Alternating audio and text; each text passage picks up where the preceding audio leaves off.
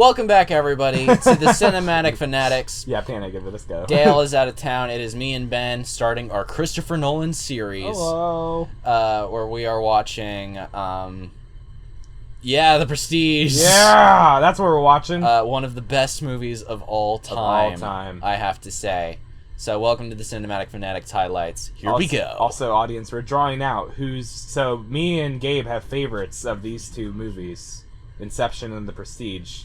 And we're drawing out which is our favorite one. Yeah, Ben guessed that Inception was my favorite, and soon he'll know. Yeah, I was going to say, there were big reveals coming up. You just have to keep waiting. Yep, just keep watching. I never thought I'd find the answer at the bottom of a glass. Hey! Turns around and, Michael Caine is in full Joker dress, purple suit, makeup. You see, I came into the 18th century bar, and I pulled out my card. I made it small, and then I put it on the bottom of a glass. I don't know, glue, tape. I don't know, it kind of just slid in there perfectly. And then he came and sat down in front of me, and I told him, "Why so out of work?" Out of work? "I've got a job for you." I thought he was going to do the thing when he looked back, and then it's like the scene at the end of Dark Knight Rises when he looks back, and then Christian Bale is just there with Selena Kyle. Yeah, and he nods his head, and then Alfred doesn't pay because Christian Bale knows he has it. Hugh Jackman sees it in the bottom of his glass, turns around, looks at Michael Caine. And then Michael Caine finishes his glass, looks at the bottom, turns around, and there's another Michael Caine Bro, behind double him. Mike. Everyone has a twin And in this then that movie. Michael Caine finishes his glass, and then there's a card in the bottom. He turns around, and it's Bruce Wayne with Selena Kyle. And then It's a causality loop. and then the world ends because a paradox has been created. If you meet yourself in the past, this world will fold in on itself. That two Michael Caines was enough to rip a hole in the universe. Where it was I keep forgetting that it's Scarlett Johansson that plays this role. Oh yeah, it's so weird. Yeah, I'm just like, what? Anyway, What? there's a thing like Scarlett Johansson.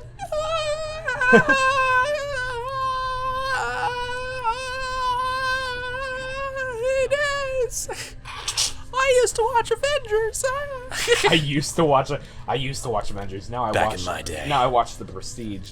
I forgot to say this. I object to almost any narration in a cinematic film. But the way they integrate it in this makes it perfectly okay. I was gonna say, you don't like. I'm trying to think of a good example of like narration. Do you like Galadriel's opening in Lord of the Rings? Honestly, kind of unnecessary.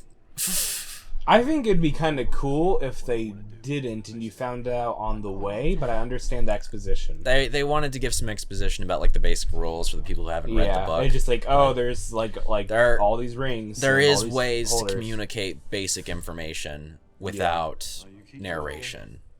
And so I'm always like, if it doesn't have a purpose, don't put it in. Yeah. Like, there's so many cases where they just use narration at the beginning to explain the things they didn't want to use cinematics to portray. Now, like both in Lord of the Rings and the Disney, Hobbit, they do that. What? Disney. Every movie starts with narration and closes with narration. None in between. I guess. Is The Incredibles start out like that? Not really. I guess it kind of is kind of in the middle where don't know if Pixar would. Oh, it's specifically. Pixar. Sorry, it is Disney. It is. They're both the one the same, but I guess different studio. Yeah. But I believe it was because Snow White, the concept of that was reading out of a book, and that was the first Disney thing ever. Yeah. And then from then on, they're like, "Oh, we have to have narration because we're reading a story." And it's just no, it's a movie. Don't read to me for a movie. Show me. Show me. Well, do you like how? Because in the Hobbit. Sorry. Oh. Yeah. Oh. That's pretty good. That is pretty good. He pretended like he was. That's awesome. Clumsy when he was actually setting it up. Yeah, he's setting it up on them. So I assume you don't really like the narration in The Hobbit then when they open up, they explain who these people are, they're about to visit Bilbo, and why they're fleeing their homeland. That one, I guess, it makes a little bit more sense. I'd say it's necessary to understand, and they do use like just shots because and CGI and just because of like the effect of the last movie having like that book that they were writing. Yeah. Like the book itself being in the movie changes it. Where you can hear that he's writing something down, and narrating something that he's writing down is very sensical and makes sense, which is similar to this, where they're reading diaries. They're reading each other's stuff, if not like their own. They're reading stuff that is actually physically in the movie. Yeah. Which is the example of showing me. Like, you're showing me the diary as it's being read. It's not just there to make exposition easy. Is that... What is that? Is that like a lens flare on there? It looks like a string. Did oh my gosh. J.J. Abrams help make this movie?